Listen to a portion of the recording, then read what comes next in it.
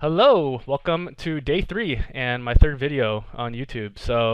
I now have 6 subscribers that aren't my wife on YouTube, so I'm very excited about that. Thank you very much for subscribing.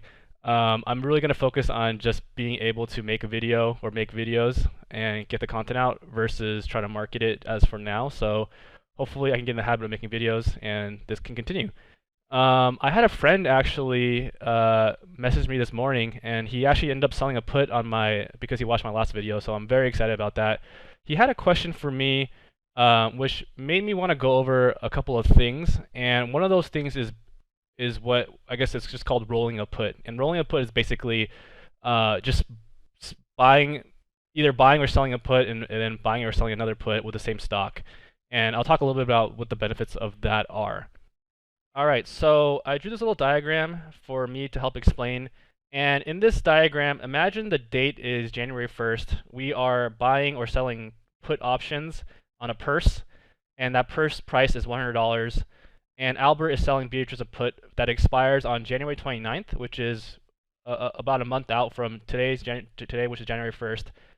And that price is at the money, which is currently the price that was $100, right? And over here, I'm writing here, Albert needs to hold $10,000 in his account in order to sell this put in case Beatrice makes him buy it, which means she exercises that option. Beatrice is paying $5 or $500 per share, $5 per share or $500 for the option to buy 100 shares. And Albert is making $500 because he's selling that put option.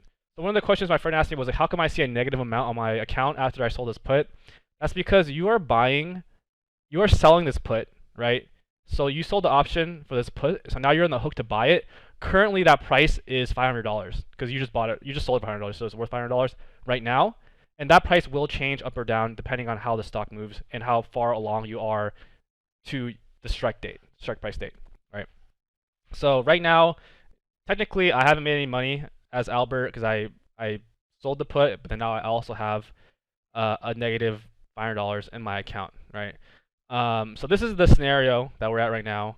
And once again, just to review, if the stock price, let's say it's January 29th, and the stock price goes up to $110, then Beatrice will not exercise that. So I just make the premium. So the put is now worth now worth $0 or $0.1. So it's just worth 0. So I basically just make the premium back, right? And then what happens if the stock price goes down to 90 and Beatrice wants to exercise?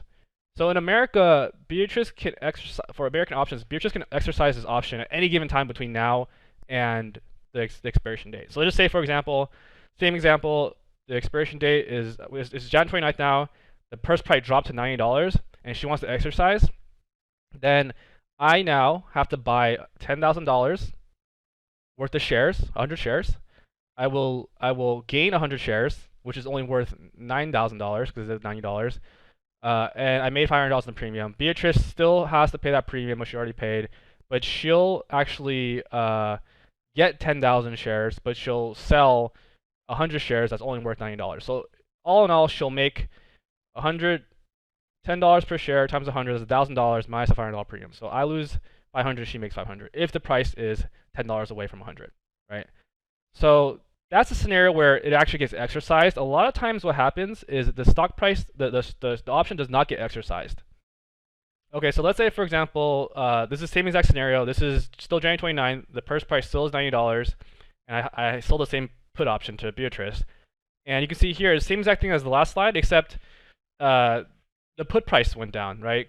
Because the put price is always changing, it's going to adjust accordingly based on how much time is left and how far away you are from the actual strike price. So in this scenario, the profit and loss are the same.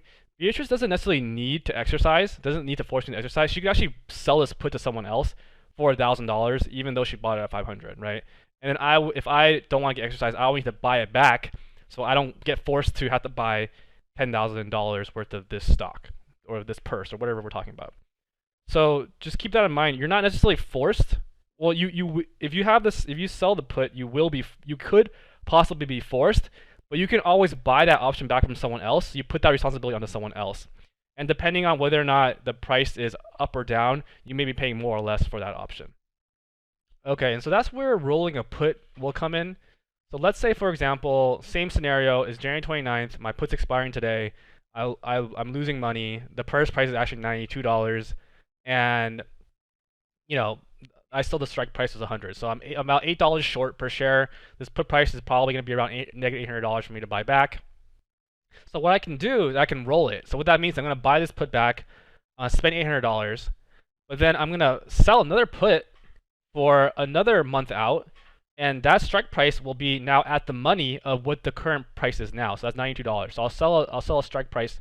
I'll sell a put at $92, and I'll make, let's say, $500 in this example, right? So now I actually made $1,000 in premium. I only lost 800. And you might go, hey, that's not fair because you have this other put. So yeah, I still have this other put that's also right now worth negative 500 at the time when I sell it. But what the benefit is now my strike price is lower. So let's say February rolls around and the purchase price stays at $93. Then I actually made 1,000, lost 800, so I actually made $200, even though the stock price or the purchase price is going down. So if you believe in a stock, you know long term it's going to trade sideways or trade up a little bit, then you can continuously sell puts on it. Let's say one a month or however you want to do it, where you're just constantly collecting that premium. If it goes down, it's okay. You just close it out, sell another one. But in the long term, you're gonna make money because you believe the stock is gonna either trade even or trade a little bit up. So that's how I've been doing it with Tesla. I'm actually doing a little bit of a more of a buffer. So even if it goes down a little bit, I'll still make money. My premium's not gonna be as big, but I'm not taking as much risk. But I'm doing a lot.